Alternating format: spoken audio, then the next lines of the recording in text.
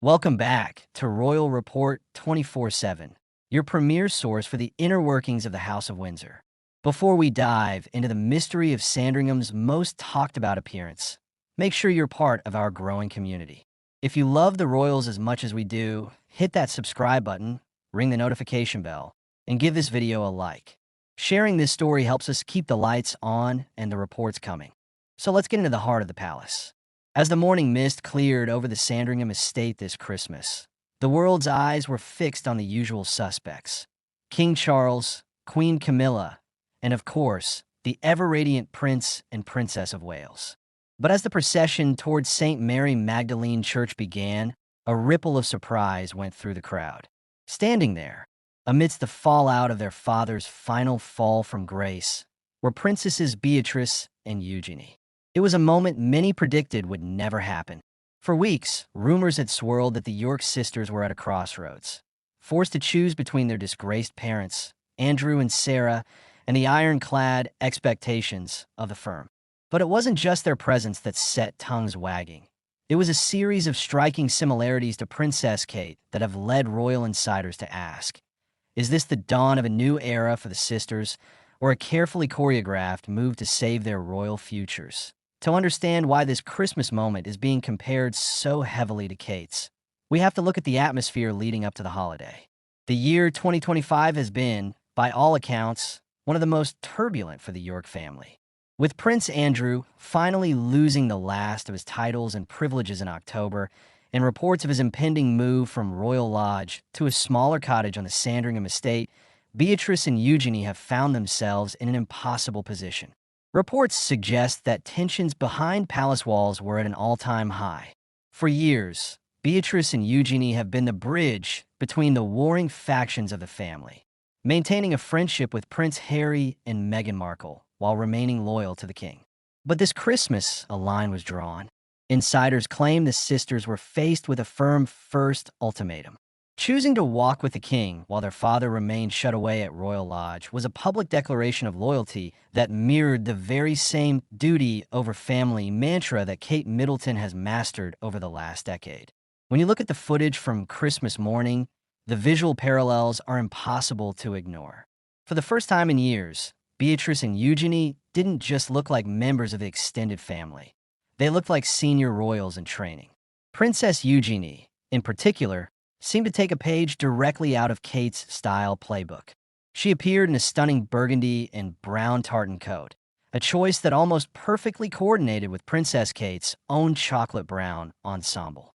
In the world of the royals, nothing is a coincidence. Fashion is a language, and by mirroring the Princess of Wales's palette, Eugenie was sending a silent signal of unity. It was a move Kate herself has used many times to signal solidarity during times of crisis. By aligning their aesthetic with the future queen, the sisters were effectively saying, "We are with her. We are with the future." But the comparisons didn't stop at their outfits. The body language of the sisters was the subject of intense scrutiny. Royal observers noted that Beatrice and Eugenie displayed a newfound Kate-like composure. In previous years, the sisters often appeared more relaxed, occasionally sharing a laugh or a private word during the walk. This year, however, there was a noticeable shift toward the professional. They were poised, steady, and impeccably dignified, traits that have become the hallmark of the Princess of Wales.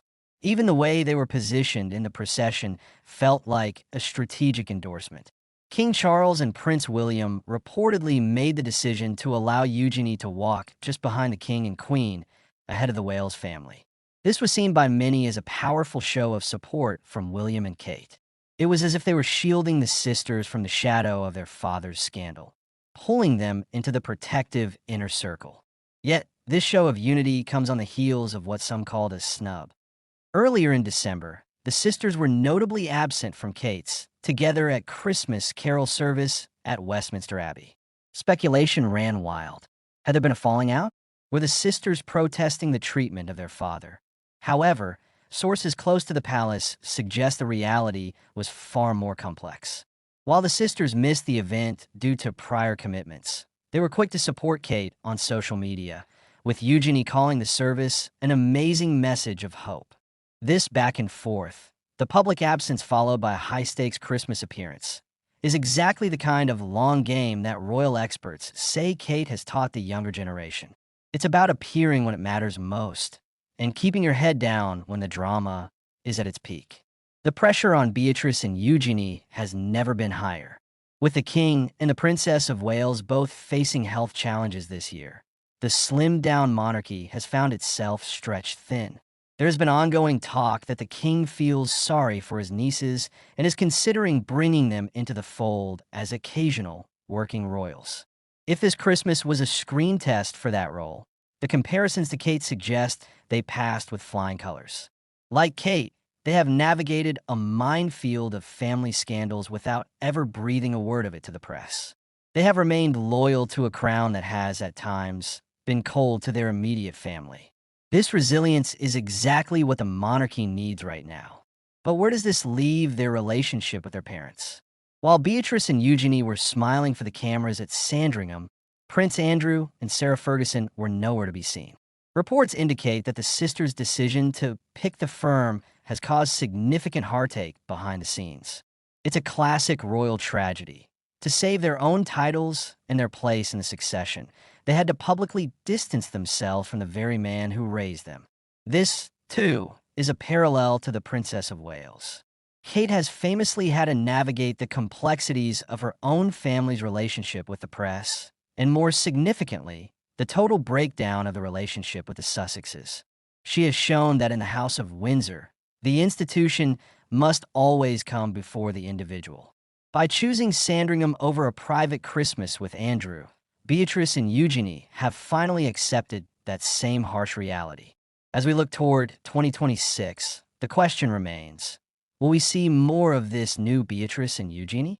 The comparison to Kate isn't just about fashion or a walk to church. It's about a fundamental shift in their royal identity. They're no longer just the York girls. They're being positioned as pillars of stability. The image of them standing side by side with their husbands at the end of the service, looking every bit like the senior royals they may soon become, was a powerful closing note to a year of chaos. It was a moment of healing, perhaps, but also a moment of strategy. They have seen how Kate Middleton transformed herself from a commoner into the most popular member of the family through patience, silence, and unwavering duty. It seems they're finally ready to follow in her footsteps. The story of the York sisters is far from over, and the shadow of their father will likely always linger. But for one crisp Christmas morning, they showed the world that they are ready to step out of that shadow and into the light of the future monarchy. We'll be watching closely as the new year unfolds to see if these rumors of new royal roles come to fruition. What do you think? Are Beatrice and Eugenie the secret weapons the king needs? Or is the comparison to Princess Kate a stretch? Let us know your thoughts in the comments below. We love reading your theories. Thank you for joining us here at Royal Report 24/7. If you haven't already, please subscribe and hit that like button to support the channel. It means the world to us and ensures you never miss a beat of the royal story. Until next time, keep your eyes on the palace.